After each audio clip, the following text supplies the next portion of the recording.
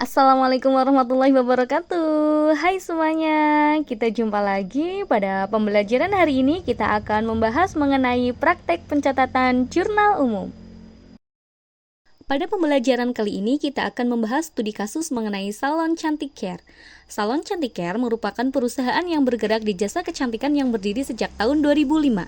Berikut adalah transaksi-transaksi yang terjadi selama bulan Oktober 2023 pada Salon Cantik Care.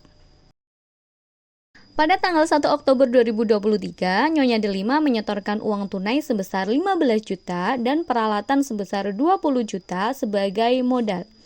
Dari transaksi ini, perusahaan akan menerima uang tunai sebesar 15 juta sehingga cash perusahaan bertambah dan dicatat di debit sebesar 15 juta. Kemudian, perusahaan juga akan menerima peralatan sehingga equipment perusahaan bertambah dan dicatat di sebelah debit sebesar 20 juta.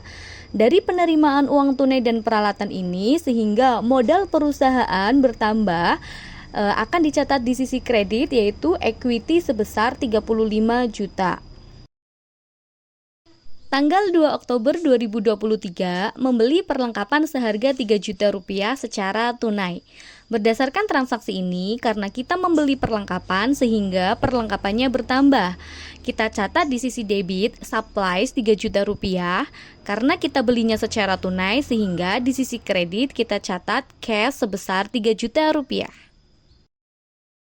Tanggal 4 Oktober 2023 membeli peralatan seharga 30 juta rupiah secara kredit.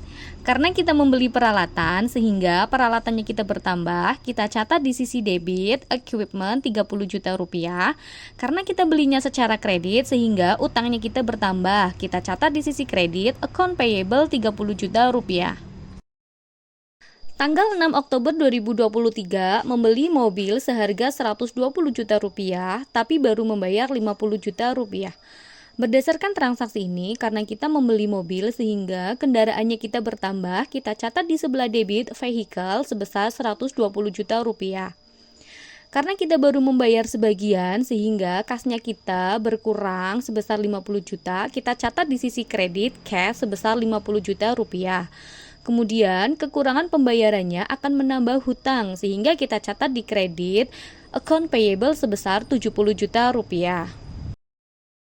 Tanggal 7 Oktober 2023 menerima jasa rias senilai 10 juta rupiah.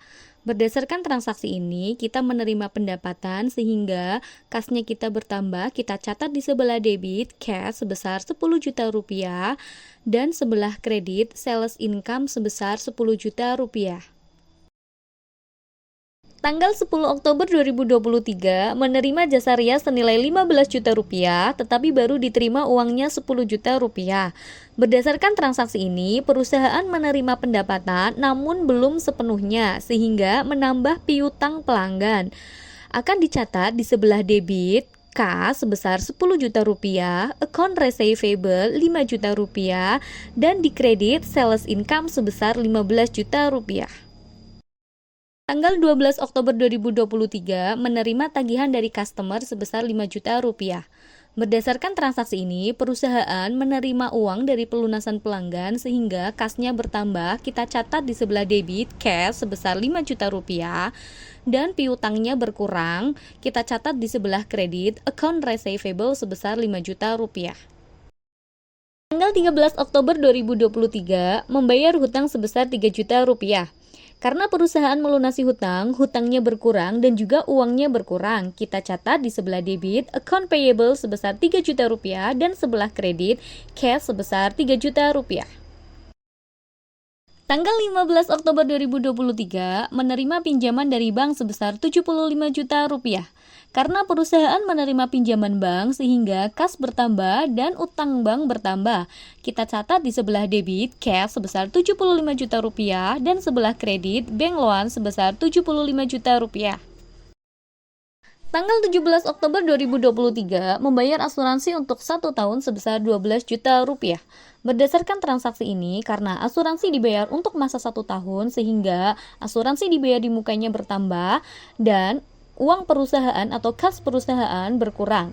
Kita catat di sebelah debit prepaid insurance sebesar 12 juta rupiah dan di sebelah kredit cash sebesar 12 juta rupiah. Tanggal 18 Oktober 2023 membayar sewa gedung bulan Oktober sebesar 3 juta rupiah.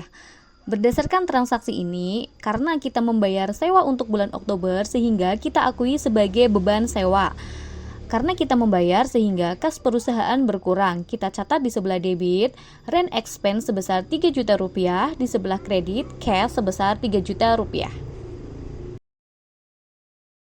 Tanggal 19 Oktober 2023 membayar listrik, air, dan telepon bulan September 2023 sebesar 2.500.000.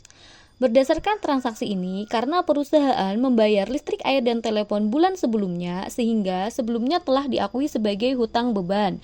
Jadi, hutang bebannya berkurang dan karena kita membayar, kas perusahaan berkurang. Kita catat di sebelah debit accrued expense sebesar 2.500.000 dan sebelah kredit cash sebesar 2.500.000.